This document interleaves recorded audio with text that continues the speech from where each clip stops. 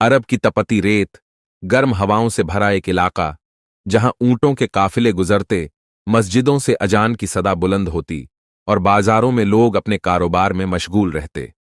इस माहौल में एक शख्स था, हाशिम बिन साद, जो अपने शहर का मशहूर ताजिर व्यापारी था। दौलत की कमी नहीं थी, मगर एक कमी जो उसकी जिंदगी को अधूरा कर रही थी, औलाद की नेमत से महरूमी। उसकी बीवी राफेदा नेक, सब्र करने वाली और ईमानदारी से भरी औरत थी। शादी को 15 साल हो चुके थे, लेकिन उनकी गोद सुनी थी।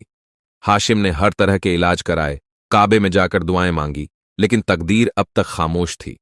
रात का सन्नाटा था, हवाएं गूंज रही थीं।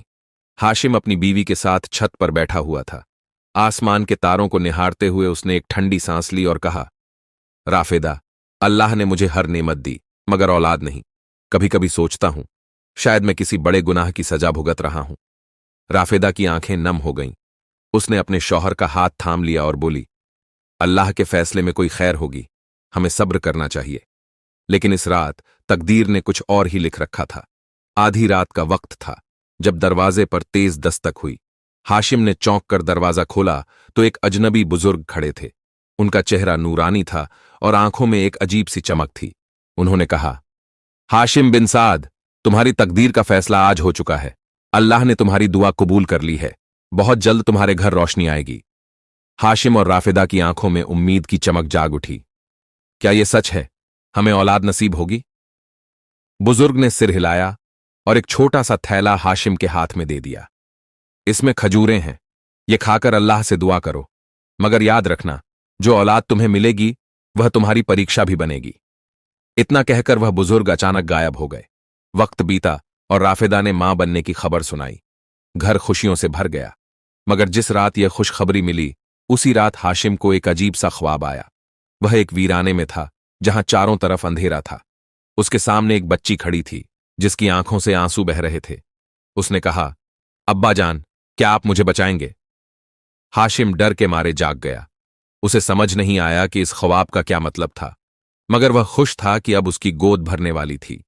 9 महीने के बाद, जब काबे में अजान की आवाज बुलंद हो रही थी, राफेदा ने एक प्यारी सी बेटी को जन्म दिया। उसका नाम मरियम रखा गया। मगर जब हाशिम को बेटी होने की खबर मिली तो उसके चेहरे का रंग बदल गया। अरब के उस दौर में बेटियों को बोझ समझा जाता था। लोग बेटियों को जिंदा दफन कर देते थे। हाशिम को ख्याल आया कि अगर उसके खानदान वालों को पता चला कि उसे बेटी हुई है तो वह मजाक उड़ाएंगे। उसकी मां ने जब सुना कि पोती हुई है तो उसका दिल बैठ गया। उसने कहा, बेटा, ये कैसी सजा मिली है? बेटा होता तो खानदान का नाम रोशन करता।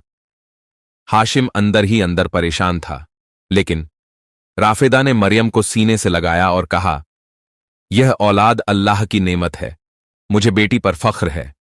हाशिम अपनी बेटी को अपनाने की कोशिश कर रहा था, लेकिन समाज के तानों से परेशान हो चुका था। उसके दिल में अजीब से ख्याल आने लगे। एक दिन उसके दोस्त ने कहा, हाशिम, अगर तू चाहता है कि तेरा नाम रोशन हो तो इस बच्ची से पीछा छुड़ा ले। बेटियां बोझ होती हैं। हाशिम ने उस रात फिर वही ख्वाब देखा। वही बच्ची, वही आंसू, वही सवाल, अब्बा, क्या आप मुझे बचाएंगे? ख्वाब से जागकर वह पसीने में भीगा हुआ था। लेकिन सुबह होते ही उसने एक खतरनाक फैसला कर लिया। उसने एक खतरनाक कदम उठाने का इरादा किया, अपनी बेटी को खत्म करने का। रात के अंधेरे में जब मरियम मां की गोद में सो रही थी, हाशिम ने उसे उठा लिया और रेगिस्तान की तरफ बढ़ गया। अंधेरी रात, आसमान पर चमकते तारे और दूर दूर तक फैली रेगिस्तान की रेत। हाशिम बिन साद अपनी नन्ही सी बेटी मरियम को गोद में उठाए तेज कदमों से रेगिस्तान की ओर बढ़ रहा था। उसके चेहरे पर अजीब सा तनाव था। दिल में हलचल थी, लेकिन दिमाग में एक ही ख्याल था, इस बोझ से छुटकारा पाने का। मरियम मासूमियत से अपने अब्बा के चेहरे को देख रही थी। उसकी छोटी छोटी उंगलियां हाशिम की दाढ़ी को छूने की कोशिश कर रही थीं, मानो अपने बाप से मोहब्बत की भीख मांग रही हो। लेकिन हाशिम के दिल पर समाज के ताने, खानदान की इज्जत और अपने दोस्तों की बातें भारी पड़ रही थीं। जैसे ही वह रेगिस्तान के बीचों बीच पहुंचा, उसने जमीन में एक छोटा सा गड्ढा खोदना शुरू किया। हाथ कांप रहे थे, लेकिन वह अपनी बेटी को इस दुनिया से मिटाने का फैसला कर चुका था। जैसे ही उसने मरियम को गड्ढे में रखने के लिए हाथ बढ़ाया, अचानक एक तेज हवा चली। उसके कानों में एक बच्ची के रोने की आवाज गूंजने लगी। अब्बा, क्या आप मुझे बचाएंगे? यह वही आवाज थी जो कई बार उसने अपने ख्वाब में सुनी थी।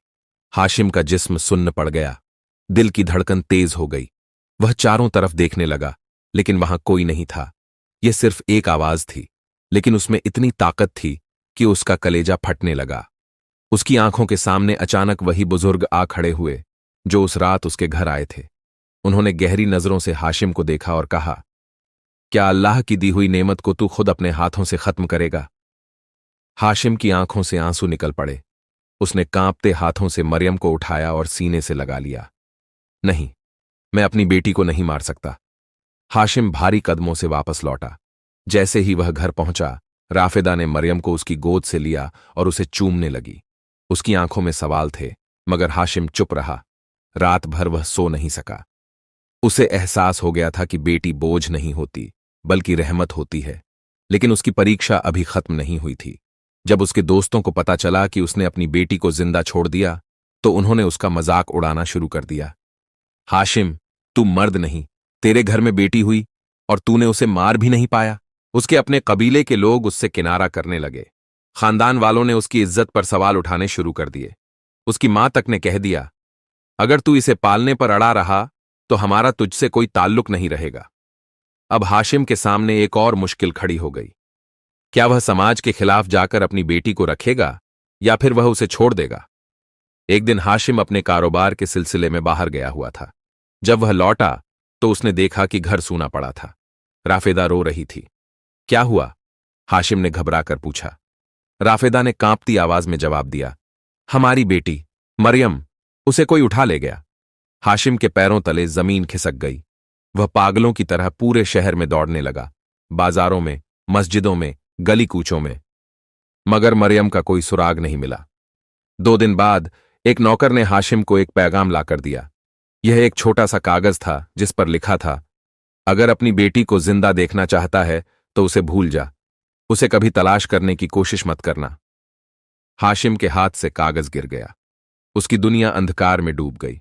हाशिम बिन साद की दुनिया अंधेरे में डूब चुकी थी।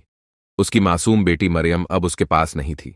जिस बेटी को उसने अपने हाथों से मारने की कोशिश की थी, आज उसी की जुदाई उसे तड़पा रही थी। घर में एक अजीब सन्नाटा था। राफिदा दिन रात रोती रहती। उसका दूध उतर चुका था, मगर मरियम को गोद में लेने के लिए कोई नहीं था। हाशिम खुद को कोस रहा था। अगर मैंने उसे अपनाने में देर न की होती तो आज वो मेरी गोद में होती। लेकिन अब पछताने का कोई फायदा नहीं था। उसकी बेटी कहीं किसी अजनबी की गिरफ्त में थी। उसका जीता जागता जिगर उसकी आंखों से ओझल हो चुका था। 3 महीने बीत चुके थे। एक रात जब हाशिम अपनी दुकान से लौट रहा था तो एक अजनबी उसके पास आया। उसने एक चिट्ठी हाशिम के हाथ में थमा दी और बिना कुछ कहे चला गया। हाशिम ने कांपते हाथों से चिट्ठी खोली। लिखा था, अगर अपनी बेटी को फिर से देखना चाहता है तो मस्जिद उल कौबा के पीछे वाले खंडहर में आ, अकेले आना। हाशिम का दिल धड़क उठा। क्या यह कोई जाल था या उसकी बेटी की कोई खबर? अगले ही दिन हाशिम तय किए गए वक्त पर मस्जिद उल कुबा के पीछे वाले खंडहर में पहुंचा। वहां घना अंधेरा था। हवा में सर्दी थी, मगर उसका जिस्म गर्म था। बेटी को फिर से देखने की उम्मीद ने उसे जिंदा रखा था। अचानक एक परछाई उसके सामने आई। यह एक नकाबपोश शख्स था। उसकी आवाज भारी थी। तू अपनी बेटी को पाने के लिए कितना कुछ कर सकता है? हाशिम ने कांपती आवाज में कहा, सब कुछ, जान भी दे सकता हूं। नकाबपोश हंसा। तो सुन, तेरी बेटी जिंदा है, मगर अगर तू उसे बचाना चाहता है तो एक शर्त माननी होगी। क्या? हाशिम ने घबराकर पूछा। खुद को लोगों की नजरों में बदनाम कर दे।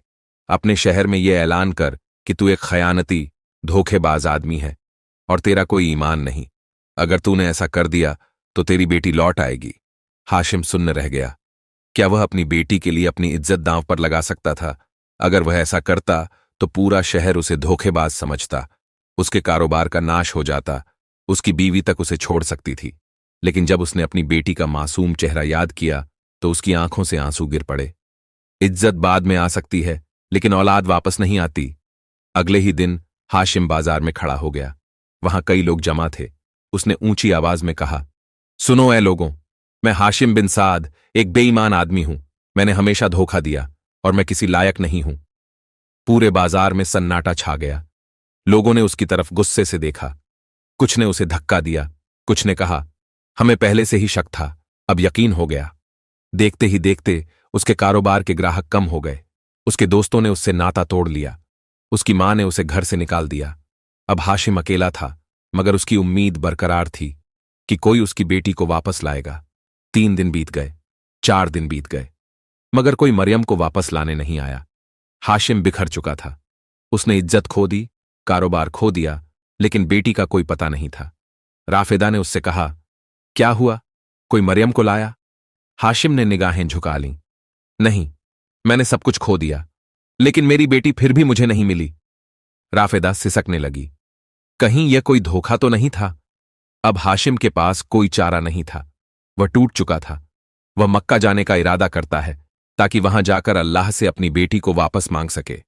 रात के वक्त जब वह अपना सामान बांध रहा था, तभी फिर से दरवाजे पर दस्तक हुई।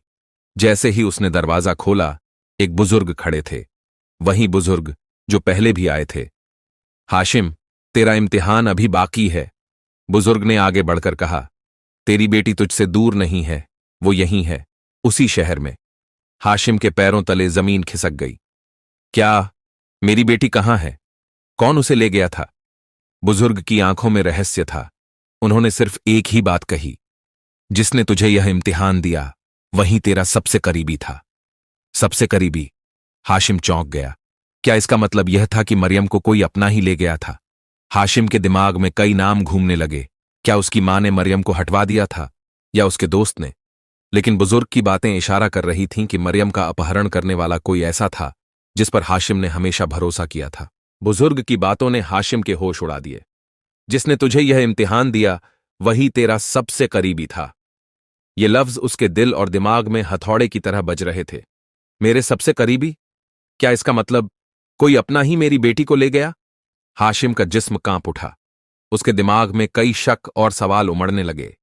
क्या यह उसकी मां थी, या उसका कोई दोस्त, या फिर राफेदा? नहीं, उसने अपने ख्याल को झटका। राफेदा अपनी बेटी को कभी मुझसे दूर नहीं कर सकती। बुजुर्ग ने आगे बढ़कर कहा, अगर तू हकीकत जानना चाहता है तो आज रात मस्जिद उल हराम, काबे में सजदा कर। जो तूने खोया है वही तुझे लौटा दिया जाएगा। हाशिम को अब और कुछ समझ नहीं आ रहा था। बस एक उम्मीद थी कि शायद उसकी बेटी मरियम अब भी जिंदा हो। हाशिम ने बिना देर किए काबे का सफर किया। जैसे ही वह वहां पहुंचा, उसका जिस्म थकान से चूर था, मगर दिल में हलचल थी। वह सीधे हजरे असवद के करीब गया और रोते हुए सजदे में गिर पड़ा। ऐ अल्लाह, अगर मेरी बेटी जिंदा है तो मुझे उससे मिला दे। मैं कमजोर पड़ चुका हूं, मैं हार चुका हूं। हाशिम के सजदे से उठते ही अचानक उसके कंधे पर किसी ने हाथ रखा। उसने पलटकर देखा। वही बुजुर्ग खड़े थे, मगर इस बार उनकी आंखों में एक अलग ही चमक थी। उन्होंने कहा, हाशिम, यह सब तेरे लिए एक आजमाइश थी। अल्लाह तुझे सच्चे दिल से आजमाना चाहता था। मगर मेरी बेटी कहाँ है? हाशिम ने रोते हुए पूछा। बुजुर्ग ने अपने हाथ से एक और इशारा किया। कुछ ही कदमों की दूरी पर एक छोटी सी बच्ची खड़ी थी, सफेद कपड़ों में, मासूम, चुपचाप खड़ी। मरियम! हाशिम दौड़कर गया और मरियम को सीने से लगा लिया। उसकी आंखों से खुशी के आंसू बह निकले। मेरी बेटी जिंदा है, लेकिन अब सबसे बड़ा सवाल था, मरियम को किसने गायब किया था? बुजुर्ग ने गहरी नजर से हाशिम को देखा और कहा, तेरी बेटी को कोई और नहीं, बल्कि खुद तेरी बीवी राफेदा ले गई थी। हाशिम को यकीन नहीं आया। मगर क्यों? उसी वक्त राफेदा सामने आई। उसकी आंखों में आंसू थे। हाशिम, मैंने यह सब इसलिए किया क्योंकि मैं जानती थी कि जब तक तुम्हें औलाद की कीमत का एहसास नहीं होगा, तुम उसे सही मायनों में अपनाओगे नहीं। तुम्हारे अंदर बेटी के लिए मोहब्बत तो थी, मगर समाज के डर से तुम उसे पूरी तरह कबूल नहीं कर रहे थे। अगर मैं मरियम को छोड़ देती तो शायद कभी ना कभी तुम्हारा दिल फिर बदल जाता। इसलिए मैंने मरियम को छिपा दिया, तुम्हें एक इम्तिहान में डाला, ताकि तुम समझ सको कि औलाद अल्लाह की सबसे बड़ी नेमत होती है। हाशिम सुन्न खड़ा था। उसकी बीवी ने उसे एक बहुत बड़ी परीक्षा में डाल दिया था, मगर अब वह पूरी तरह बदल चुका था।